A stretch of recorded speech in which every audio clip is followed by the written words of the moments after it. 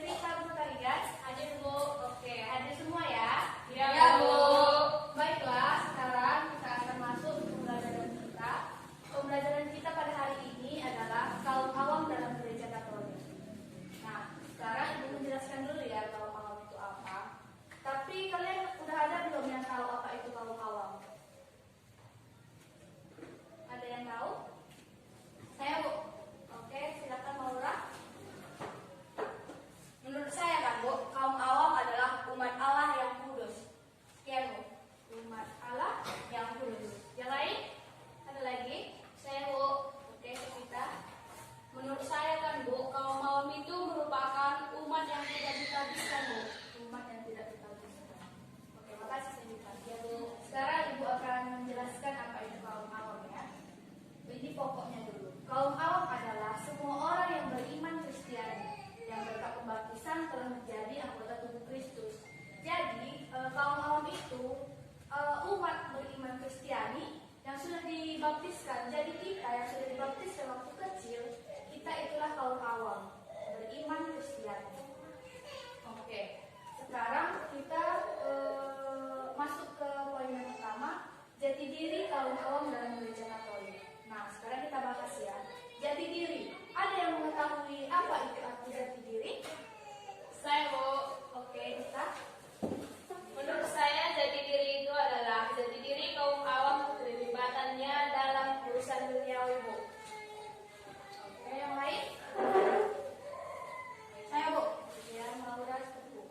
menurut saya Bu, jati diri kaum awam ialah pelayanan dalam gereja. Pelayanan dalam gereja. Baiklah, Ibu akan membacakan dokumen dalam Lumen Gentium, yaitu Lumen Gentium itu tahu?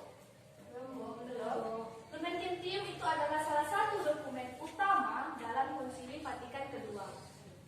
Nah, Ibu akan membacakan isi dokumennya ya. Isi dalam Lumen Gentium yang pertama dikatakan bahwa gereja adalah sakramen, artinya tanda dan alat kesatuan mesra dengan Allah dan persatuan seluruh umat manusia. Nah, sebagai tanda dan sarana kesatuan mesra dengan Allah dan persatuan seluruh umat manusia, gereja menghimpun seluruh umat dari berbagai tempat dan wilayah dan menjadikannya satu sebagai umat Allah yang bersatu iman, seiman, bersatu hati dan sepenanggungan dalam membangun gereja. Nah, di sini ya. Nah, sekarang kita masuk ke pengertian kaum awam. Pengertian kaum awam, istilah kaum awam berasal dari bahasa Latin, yaitu laikus. Dan kata ini berasal dari bahasa Yunani, yaitu laikos, yang berarti termasuk dalam rakyat atau anggota umat. Nah, kata laikos berhubungan dengan laos, yang berarti rakyat. Umat, kata laos telah banyak digunakan untuk menunjukkan beberapa arti yang berbeda. Beberapa di antaranya adalah yang pertama, dalam Septuaginta, kata laos itu digunakan untuk menyebut bangsa Israel. Yang kedua, dalam Perjanjian Baru, istilah laos umat Israel berhadapan dengan bangsa-bangsa. Tetapi di tempat lain, kata laos juga digunakan sebagai sebutan untuk jemaat Kristen. Sama yang kayak Ibu bilang pertama tadi, kita umat biasa yang sudah dibaptiskan itu tandanya iman Kristiani, orang beriman Kristiani. Gitu. Jadi istilah awam ini ada dua istilahnya. Yang pertama secara teologis dan kedua secara tipologis. Secara teologis itu artinya awam adalah warga gereja yang tidak ditabiskan. Tadi ada yang mengatakan bahwa kalau awam itu ada yang tidak ditabiskan kan? Siapa yang mengatakan?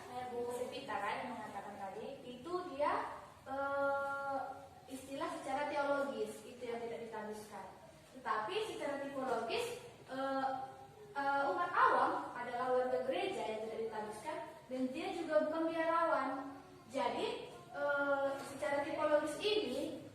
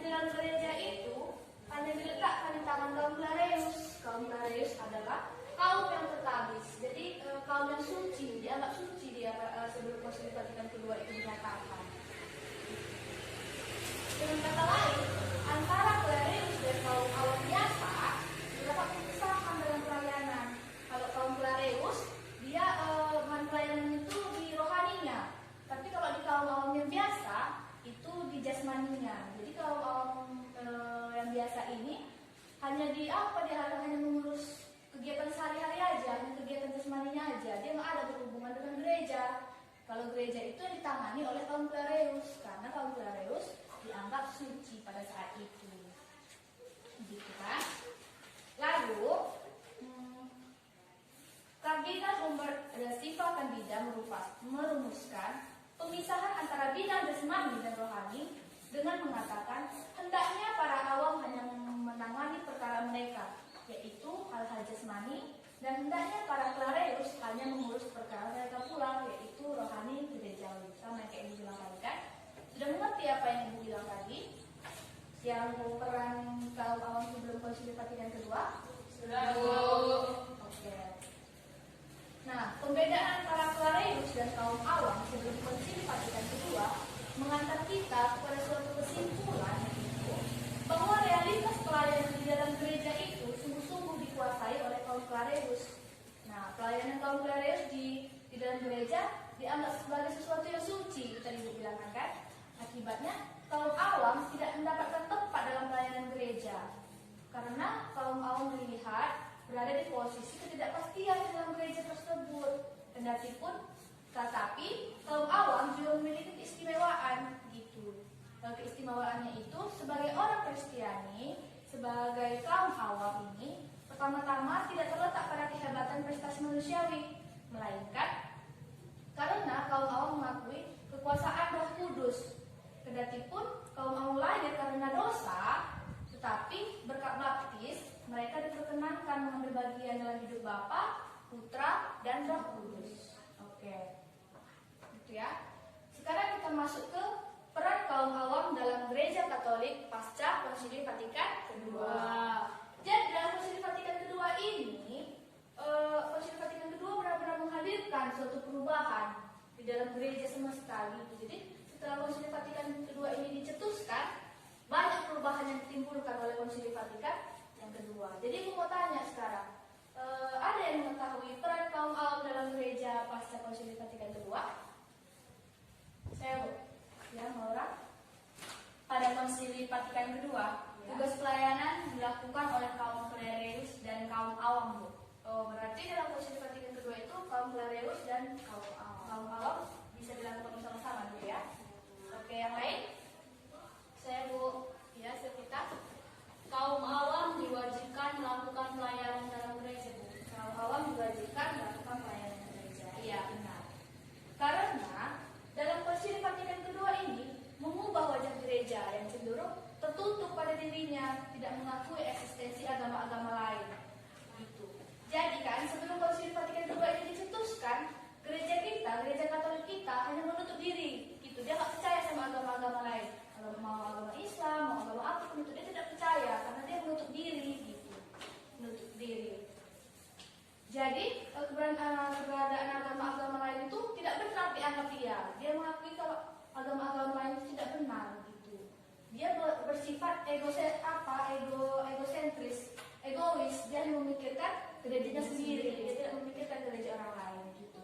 Jadi setelah adanya Konsili Vatikan kedua ini, Konsili Vatikan kedua mengantar gereja kita, gereja Katolik itu kepada pemikiran yang universal untuk keseluruhan. Jadi semenjak ada Konsili Vatikan kedua, gereja kita mulai mengakui gereja-gereja lain, seperti gereja agama tadi, agama Islam tadi, Protestan. Dia setelah Konsili Vatikan kedua ini jadi mengakui gitu bahwa gereja-gereja lain itu juga benar, gereja yang suci, gitu, agama-agama yang suci, gitu kan.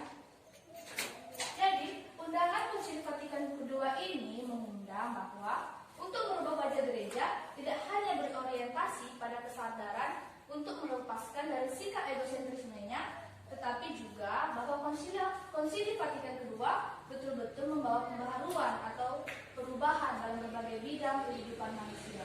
Peristiwa dalam mengubah peran kaum awam dalam pelayanan gereja.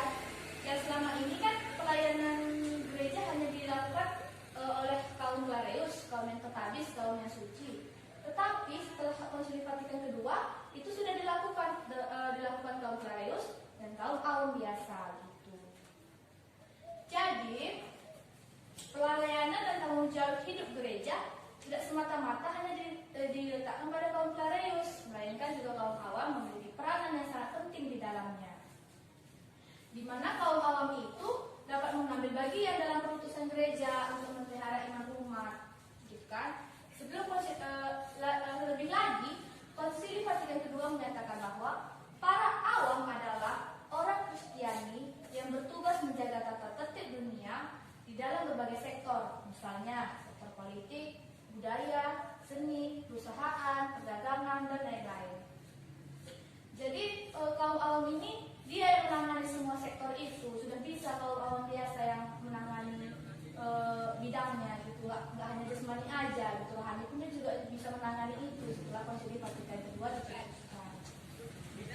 Dan Konsili Vatikan II ini juga menekankan kaum awam dipanggil untuk berperan dalam pengurusan gereja, sekalipun mereka tidak termasuk dalam hierarki gereja. Jadi ini maksudnya tidak termasuk hierarki gereja itu, kaum awam ini tidak termasuk dia kayak seperti pastor, suster, nah, tidak termasuk kita kan, kayak kita lah kan, tidak termasuk sebagai suster, pastor, tidak. Tapi kita juga mengambil peran dalam pengurusan gereja gitu. Nah, tadi kita kan sudah membahas tentang peran kaum awam. Sekarang kita masuk ke tugas kaum awam. Nah, ada yang mengetahui apa itu tugas kaum awam? Saya, ya, Maura. Tugas kaum awam itu sebagai pewarta sabda. Tugas kaum awam seperti pewarta sabda. Yang lain? Saya, Bu.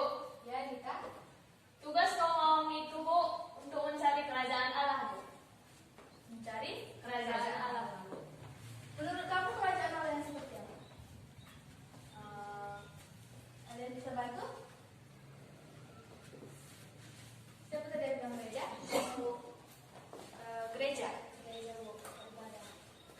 Berarti dia memperjuangkan gereja. Oke.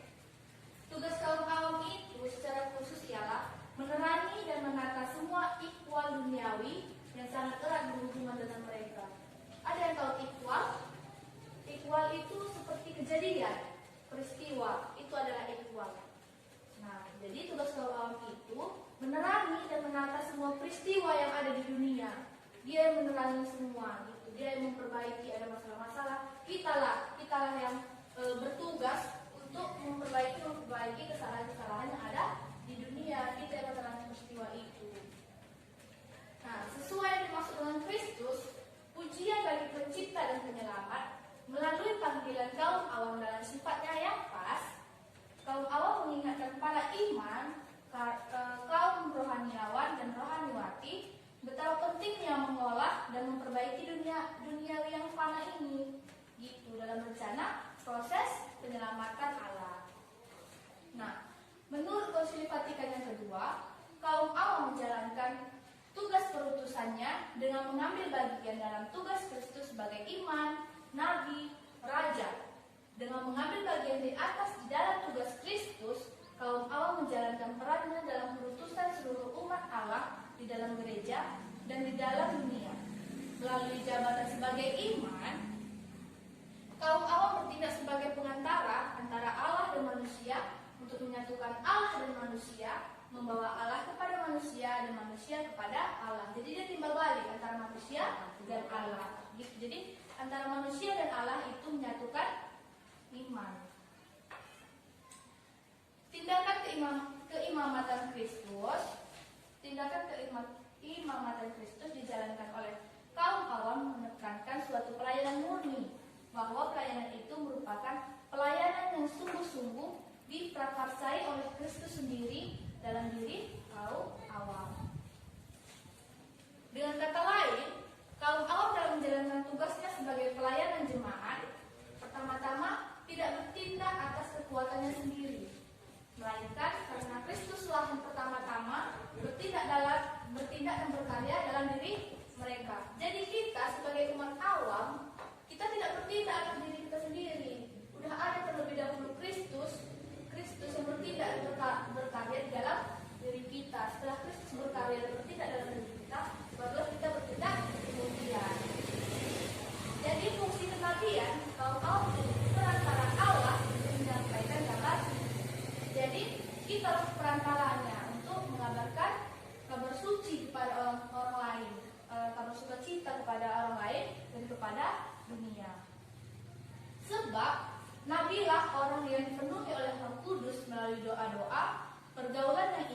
dengan Allah sendiri, orang yang setia kepada pesan Allah, orang yang berani mengatakan sabda Allah, walaupun mereka diterpa oleh berbagai persoalan ketika mereka menyampaikan sabda Allah kepada dunia. Jadi walaupun kita diterpa berbagai masalah, kita harus tetap berani mewartakan kabar sukacita Allah. Kita berani mewartakan janji-janji Allah yang suci. Gitu, walaupun kita banyak sekali masalah, misalnya kita lagi sedih, kita lagi kecewa. Baiklah anak-anak, sekarang setelah ibu menjelaskan tadi tentang pengertian, diri, peran, dan beberapa hal, sekarang ibu akan membagi tugas ya. Ya, Bu. Kita bagi kelompok dulu.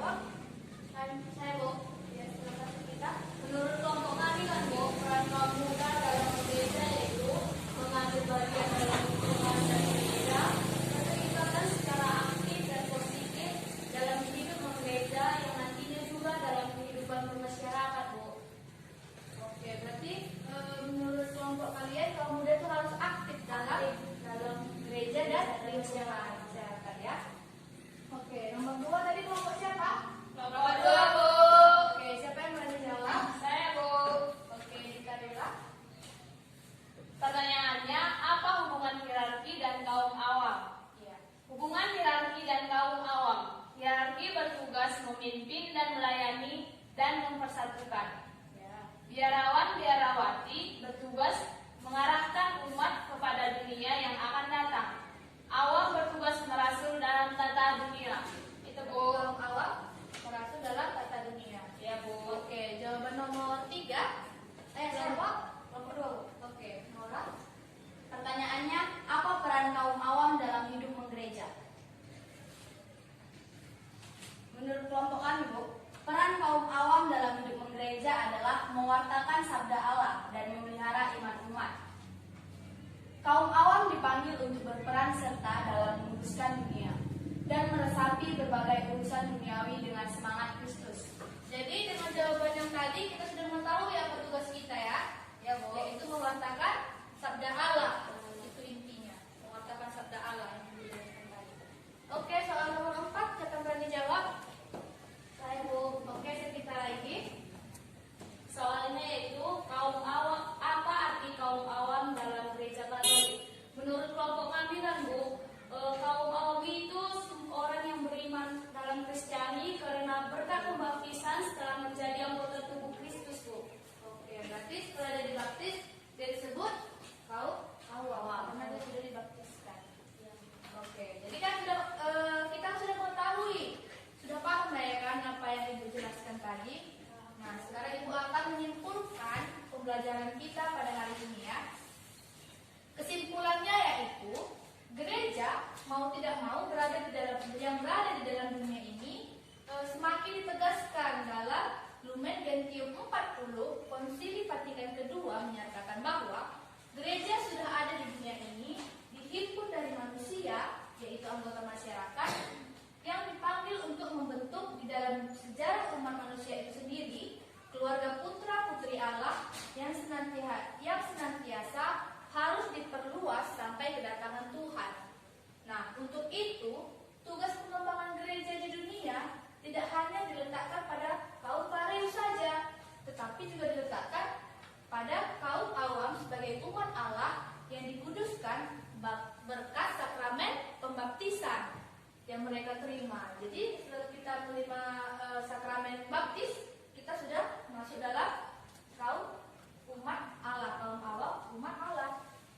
Nah, peran kaum awam dalam membangun tugas pelayan gereja di dunia semakin ditegaskan dalam dekret tentang perasulan awam. Di sana dikatakan bahwa dalam melaksanakan tugas perutusan gereja, kaum awam menunaikan perasulan mereka baik dalam gereja maupun di tengah masyarakat, baik di bidang rohani maupun di bidang duniawi.